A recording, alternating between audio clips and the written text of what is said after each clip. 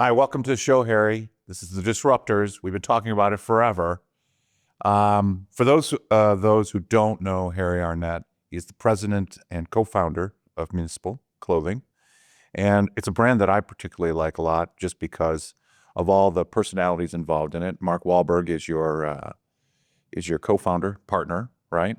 Give us a little story behind that. I mean, you were his body double or something like that? And That's right. For years, anytime Mark went somewhere, I would be there too, just to divert the crowds towards me, looking exactly like right. So there was a destiny issue. Yeah, of course. You just had to meet. I mean, does that bother you with the paparazzi? Yeah, a little bit, but no, it's all good. We met almost 20 years ago, and I worked in golf industry at the time. Mark is a crazy active. Everybody knows Mark's a gym guy, of course. But what they don't realize is that he's actually doing something virtually all day parts of his day. So he's going to the gym. He's playing golf. He's doing his prayers, obviously. He's doing his business, his entrepreneurial things. He has, one of the top 5 entertainers on earth. So he's doing all of these things. So we met when I was working in the golf industry and became friendly. And Mark's also one of those guys too that is just one of the best connectors of people, of entities. He just has a mind for connection and a heart for connection. Right, and so that's how I got to know you. Yeah, and then I met you through Mark. That's kind of there are very few people that are like that. I actually don't like you. That are true connect. You don't like me? This is the shortest show of all time. This is the shortest show of all time. I saw your little notes there. It's like everything you like about me. It's like one note. It's like one little tiny page. There's one thing written on. You're friends with Mark. Who's here. That's it. That's all I care about. Yeah, exactly. Harry, talk to me a little bit about Municipal, because it's not just the mission statement, but how it kind of came to be. Because it's a unique name. Yeah. You've got the Nikes out there, you got the Alos and the Vioris, and all have its special alignment. Municipal kind of attracted me from a name perspective because I don't associate municipal with anything but municipal, like parks and so on and so forth. So was that your idea, or was it Mark and our third partner, Steve Levinson, came up with that name. And it came up with the name, sounds like they sat in a boardroom with an agency, which is how 99% of the names of companies that you like, they start that way. So is that a good thing or a bad thing? I think it's a horrible thing. I hate that. I've never liked things that didn't feel authentic, that were, I especially despise companies that are names of people that don't exist. So a fake person that's meant to be aspirational or whatever. And so the name sort of was there in their minds, and they'd had it in some shows they had done. And it really, the reason that we loved it for the name for this brand is it means access. It means community. As you mentioned it has an emotive quality to it, because when you think municipal, you think municipal fields, municipal courts, municipal auditoriums, things that are of the people. All good stuff. I don't think of all good stuff, and you don't associate that with what we're doing, which is performance lifestyle. You think of those as being different things that tend to be more packaged. And if you know anything about Mark and Lev and me, is we don't like things packaged. We don't like to follow someone else's template. We like to do things our own way. And we thought that name put on a brand like this would be really unique and would speak to the type of people that we wanted to speak to. Were you in that room, or did they form the company and then they brought you along? Well, they had the company didn't exist until the 3 of us got together. They had the name as an idea of something that they wanted to put on an apparel or a footwear company at some point. And when we sat down to talk about, let's do this in what is now the incarnation of Municipal, and we were talking about what should we call it, and Mark had been approached by a million companies that wanted to partner with him. He didn't want to do that. I know that for a fact. Yeah, absolutely didn't want to do it. And why is that? He didn't want to lend his name or his reputation. Does the world need another cynical celebrity brand that's something by this celebrity, and 2 years later they're going to be cashed out and selling off into the sunset? He wanted to get his hands dirty into the guts of this company and help shape how it's going to connect with consumers and how it's going to help transform people. Yeah. Ultimately, and you can't do that as an ambassador. I don't care how good you are, how good an endorser you are, you really don't have that level of influence as you do as a co-founder, and that's what he wanted to do. You joined the company in 2018. 2019, we started the company, the three of us, and in the fall of 2019, COVID hits. Right. in That's what I March was of going to talk 2020. about. So here you guys are like, let's go. Yeah. Stop. Yeah. What next? Well, I mean, Because that's pretty screwed up, man. do you remember that time? I mean, No, I nobody knew. I'm too old to remember. Nobody anything. do No, I anything totally that was remember. that's good. No, it was That's awful. your, No, it was awful. awful. And we knew though at that point, because we had been at it for 3 or 4 months working on what the brand would become, that not only did we have something that we were passionate about and committed to, but we knew not just in a COVID era, but in a post-COVID era, that a brand like Municipal needed to exist more than ever, about calling upon people to get out of the protective shells that we all are in, our comfort zones, our the smallest version of our existence. And that's the best way I can describe. So it was an opportunity. Well, we felt that way. Yeah. I mean, let's use this as an opportunity to try to inspire people to have some optimism, if you could at that time, to really put what we now call the municipal mindset, dream, plan, hustle, repeat, and get after it to become a better version of yourself, even in the throes of what was for all of us kind of this once in a lifetime calamity, global calamity, that we felt like the opportunity for Municipal to really build a community was even more powerful in that moment than it was less powerful. You know, and thanks for that insight, because I thought about this in my own life when COVID hit, that I felt that although the world stopped, by the way, it's the first time the world went to a zero GDP. That's never happened. Stopped. It just stopped, right? And in the field that I'm related in, and I didn't know you at the time, and you were probably very sad about that, a missing piece. And then, it's like a Giant hole in my heart. Right. It's fairly large, because now I see you just so incredibly happy. So you're welcome. But what I saw was, from my own field, which is more in finance, I remember calling up a particular company and talking to a portfolio manager about municipal bonds. I said, walk me through this. If we're all going to a zero, how are people going to collect taxes to even have municipal bonds and have access to it? So, maybe in some weird way we were meant to meet, but it was an exhaustive conversation, because I said, wow, theoretically, the world could go bankrupt here overnight. And we're still paying for it, in my particular opinion. But the catalyst for our business, and obviously what happened during COVID was awful. I know there was a lot of controversy, but a lot of people passed away and so forth. So I don't want to make light of the event itself. It was a time when I was actually very, very scared. But now that I'm looking back in history, it was also, from a business perspective, a different way to look at things. And when you synthesize that, it kind of even changed the trajectory of all of us, not just the clothing industry, but the finance industry, everything. And so the question kind of that's been brewing in my mind, when you went into Municipal pre-COVID, after COVID, did anything change for you guys? Have you looked at things differently, or was that a catalyst for some good things, or was it a detriment to others? Well, I think personally, yeah, I think it hardened all of us. And so there were some tough times. Yeah. Oh, for sure. I mean, we had, we've got all these shoes and so we're ramping up to launch this company in April of 2020. Supply chain gets all screwed up, Everything's screwed up. And we had the funding for our business. We had a fourth entity that was funding the business. They pulled out abruptly in the middle of March. We had 4 days of cash left. And so anybody that's ever done a startup, you're working in stages. Yeah. And so we were 4 days away from our next gate. We were hitting all of our milestones. Our entity that was funding us pulls out abruptly. And so we had 4 days to make payroll. We had 12 people or 10 people, not counting me, on staff already that had quit their jobs, come to work for the startup. And so Mark, Lev, and I were like, we're gonna go in our own pockets, keep this thing going. We're gonna launch it. It's gonna be totally different. So the hardened part is you really learn perseverance, on the job training, perseverance, on the job training, creativity, on the job training, challenging your optimism and optimism doesn't mean everything is great. Optimism to me and to us means you have the capabilities to find your way through any obstacle that hits you in pursuit of a better future. And so we got to really live the values of the company like in real time. And I think that the thing that also was an opportunity for us is we always felt like Municipal was going to be built on not the best clothing, apparel in the world. Yes, we're going to do that, but about activity, action, and connection.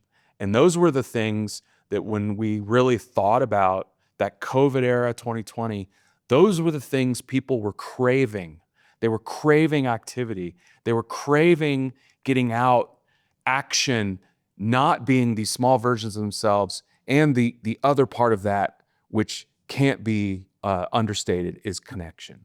And so we felt like we can be this beacon for those two things coming together as a powerful force to ignite the municipal community, which is all about that. It's about connection, it's about community, and ultimately it's about getting off your ass and going and doing things, whether that's being in the gym, obviously, whether that's being first to work, whether that's raising your hand when somebody needs to give a presentation at work and there's every bit of you is telling you, I want to be the smallest guy here in this room. Somebody else can do this presentation, is to be the type of person that's going to raise your hand and be like, you know what? F it. I'll do it. And how vulnerable that is. But that's what Municipal is all about. And we felt like while that time was happening, there's no better time for a brand like Municipal. And I know it's Lev, you guys, I'm in the inside. You guys live it, breathe it. There's some exciting things coming about. So talk about your gym, I saw the plans. I thought they were very impressive, but that's the next step of creating this particular platform. I'm seeing other companies do something similar. So the thing is competition, I always say, makes excellence even better. Meritocracy, I'm a big believer in that. Talk about some of those things that are coming up and why they're so important to Municipal and what you guys are trying to achieve. Well, it's the embodiment of what I was just describing with this municipal mindset and the connection that doesn't just exist in the palm of your hand. We're firm believers that the digital disruption that's happened everywhere is good to a point, but you still got to live your life, and there's a physicality to that, and there's definitely an in-person connection that needs to be a major part of how you build communities. And so if you think about a gym, that's a place you go. You're going to be dedicated to improving your physical fitness, your mental fitness, recovery. As I'm starting to get older, you might be a little ahead of me on the age curve, but recovery starts to be really important. We're in Vegas right now. Do you think there's a lot of people right now waking up at 8 o'clock thinking about recovery? Probably. So we really want to be the epicenter of. But there's something else going on in that gym. It's not just because everyone has a gym, right? Yeah. But you're talking about a lifestyle gym. Why don't you dive in a little deeper on that? Because that's what I found fascinating. Yeah, juice bar. There's a Municipal pro shop inside. There's all the recovery services. And it's really a place that we want to be representative of the type of person you are, which is you're the type of person that's going to be a major part of not just your life, but what you think is a major part of your success routine.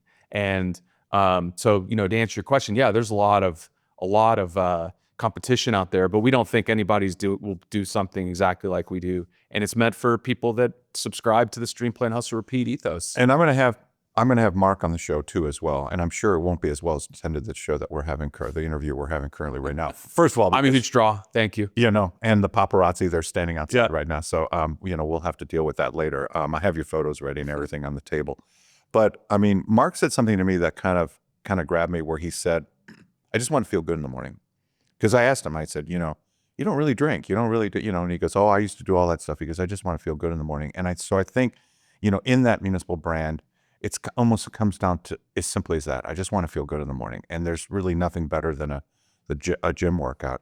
I think in terms of, and I'm such an idiot that if I were 20 years younger, who would I be, what I would be thinking about, so on and so forth. And now all I want to do is stuff that aligns, with, kind of my belief system, and health is definitely one of them, and shedding the weight, but doing all the right things and trying to, stay relevant for that fact.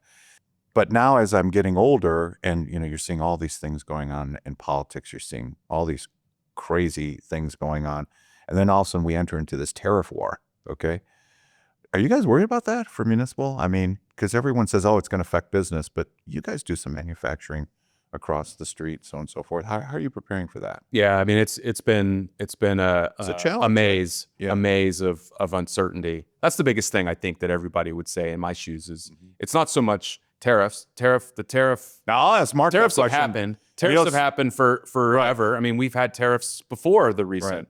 What's causing the most disruption is the uncertainty and the way that the tariffs have been announced, the way that they've been implemented.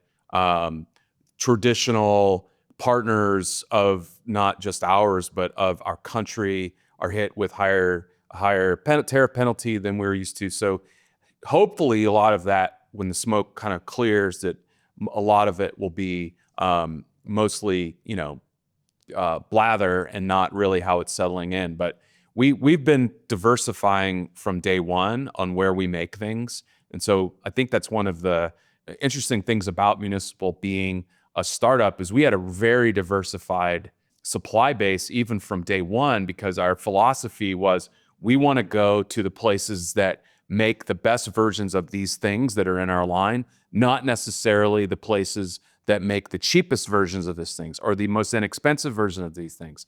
So right out of the gate, if you were on the outside looking in, you would say, oh, a startup having 8, 9, 10 suppliers, that seems like way too many. But we were operating under the philosophy that I just mentioned, that we want to make the best version of things. So when this year rolled around and all these tariffs started hitting, we already were making things kind of all over the world, and we were able to shift. And for a period of time, our suppliers understood and that we're partners. I think that's one thing that people should really understand that and maybe appreciate if they aren't in these kinds of roles or in these kind of companies is these relationships that we have with our factory partners are not transactional. They're partnerships, real partnerships, meaning we've been working with them in Municipal's case for 4 or 5 years to perfect the work that we do together, and they're extensions of our team. So if you go into Thailand or El Salvador or Canada, some of the places we make our product, or Italy, they're extensions of our team. We know them by first name. They know us. They know what our standards are. There's a shorthand that happens. So it's not as transactional as, can you give us this for 25 cents less than what you did it last season? Yes or no? No, we're moving on. It doesn't work like that. So in a lot of cases, almost every case, our partners were willing to work with us to get us through this year until things could be stabilized and more predictable. Not lower necessarily, just predictable. You can plan a business as long as you feel like the inputs are staying relatively stable. When they're so erratic and volatile, very, very difficult. So we're all, I think, hoping that there's that volatility that's happening in the rhetoric, in the philosophy of how these things get rolled out, gets a little more standardized so that we can plan the business. But overall, long story short, yeah, this year has been a pain in the ass, Bruce, from day one. And so, I think that anybody that's starting something, or a startup for sure, or a growth stage startup like we are, it's both hands on the steering wheel kind of at all time. There really are very few periods where it's smooth sailing. Growth is turbulent. I haven't seen in practice a business that's ever scaled on a straight line. I know that people like to think that. They hear, oh, these companies are doubling, tripling their revenues every year, so it looks like that. In reality, it's a rocky road. Yeah. And so we live that day to day, and I think that's one of the reasons why I love Municipal so much is we're living the values of our company of self-belief, of being unstoppable, of optimism. And again, That's why I love the brand. we're living it. We're living it every day. Who's your age demographic? Who are you going after? Not that it's specific or it's a marketing thing. Yeah. But my better question maybe is, who seems to be buying this stuff? Well, I mean, the mindset that I described Right. spans all generations. Correct. But But who our seems to be- our style, and certainly the vibe is way more youthful than some of the incumbents that exist definitely in athleisure. Athleisure tends to be, older, kind of suburban, Caucasian people, and we're definitely skewed more younger with a more variety, and the people next that gen. like us, the next gen, and that's by design, because we wanted to make the best gear in the world. As I said, we wanted to make stuff that makes you feel great, that when you put it on, you feel like you're going to go do something, you're going to accomplish something that day in the gym, outside the gym, golf course, wherever. But we really wanted to use this as a platform to try to inspire this younger generation, 18 to 24, 24 to 30. So that block, to start appreciating the values and the concepts that you were just describing about yourself, that you wish you had embraced 20 years ago, about longevity, health and wellness, intention, ambition, activity, mental health, and embracing the vulnerability of announcing to your peers and to yourself of what it is you want to do when you know, what your passions are, what you want to do. I was going to say when you grow up, but I'm looking at you, and I don't think we all ever really grow up. But when you are, Did you just say I'm immature? no, I didn't say Okay, 'cause that. I But I didn't say it. smelled It came out wrong. It I came just- out way wrong. No, I thought that kind of came out a little like you hurt my feelings. But you know what I mean? I mean, if the version of yourself today could talk to the 25-year-old version of yourself, no question. you would say probably to him,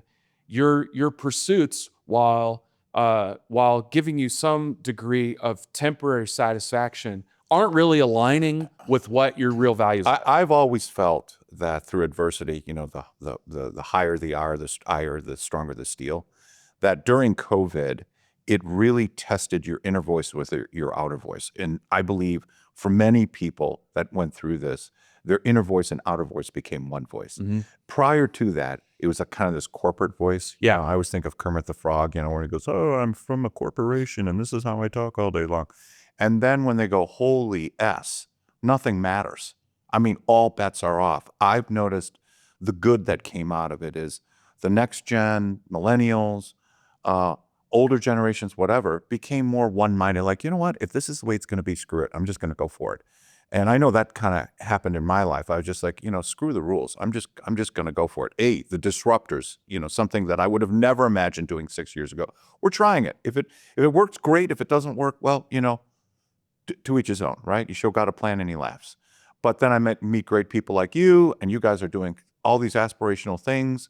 I think that's just fantastic. There was really no question there. I just wanted to have that. Well, I heard what you say, which I totally agree with. Yeah. Is it forced us all to say of all ages? Like, what are we doing?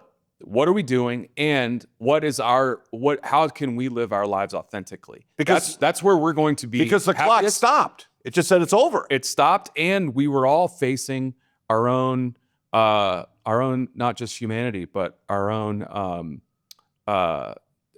existence right here. And it forced us to really embrace the notion of what's going to be the most authentic version of myself, to not just be effective or successful, but cliched word, happiest. Yeah. Like what's that version of me? And what you're talking about is alignment.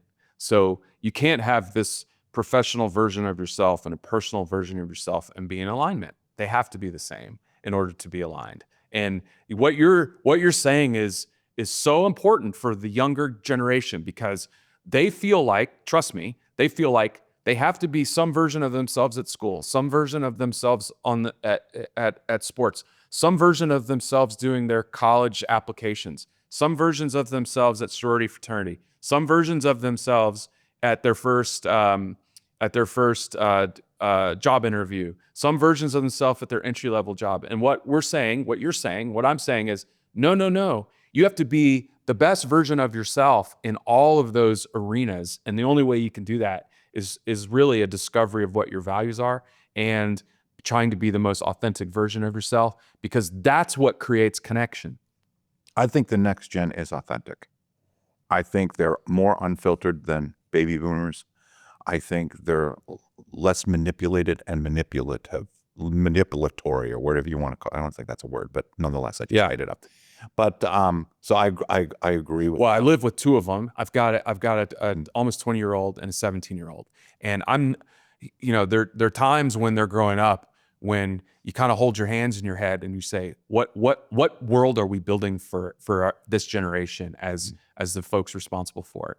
And then when I immerse themselves into what they're up to, their friends, I'm more optimistic now than I ever have been. The next gen was such a better generation than our age when we were there. I don't want to go into that. There's real ambition. No, I don't want to go into it, but it was dark. Yeah, I You know mean, what I mean? and you know, being a Gen X myself is like there's a heaviness that existed in our generation, but there's an optimism in this generation we're talking about.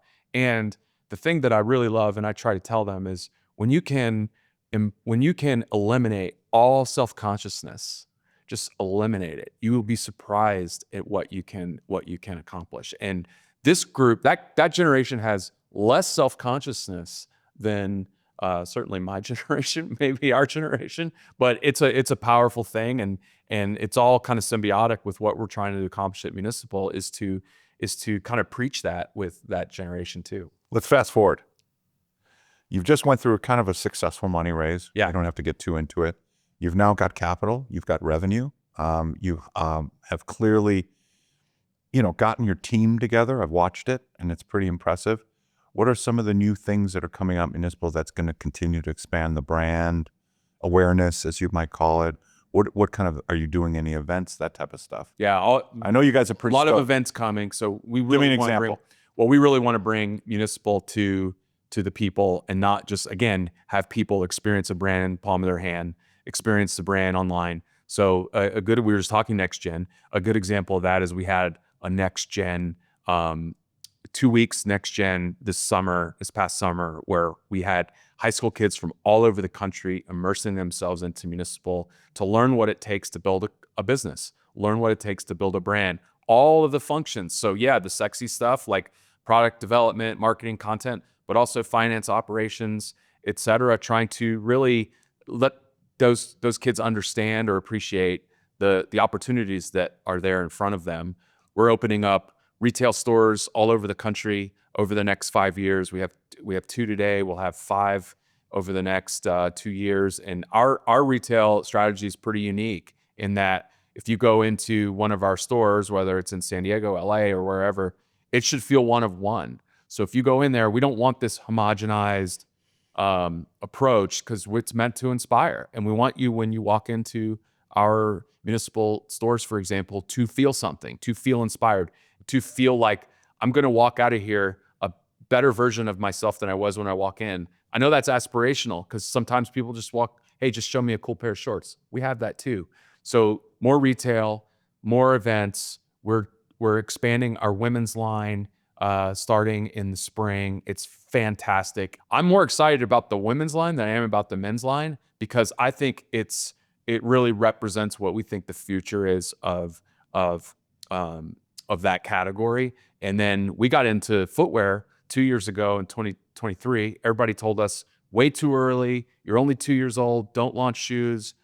Great. Mark Wahlberg hears somebody say, don't do something. What do you think he's going to do? He's going to do it. We're going to go do it. Right. So we went full on. We launched our first shoe in 2023. We sold out in 2 weeks of a full half year run. And so we're expanding our footwear line, and we have other things coming too along these categories that fit into this Municipal lifestyle of performance. Look, I could talk to you for quite a while. I do talk to you a lot, maybe too much. But we're going to have to continue on in another day. Part 2. Part 2. But the part 2, in my opinion, will be at the new Municipal gym. Yeah, let's do it. You know what I mean? So I'm really looking forward to that. I would highly suggest, and I'm not advertising for Municipal. You guys buy, whomever you want to buy from. But I will tell you, we're wearing the shoes. We wear the equipment. It is comfortable, and I believe in the mission. So, Harry, I want to thank you for coming here today and to teach or listen to about the brand Municipal and what you guys are doing. Is inspirational, and I'm kind of glad that I've been on the journey. So thanks for being here. Thanks for having me. Best is yet to come, Bruce. I hope so.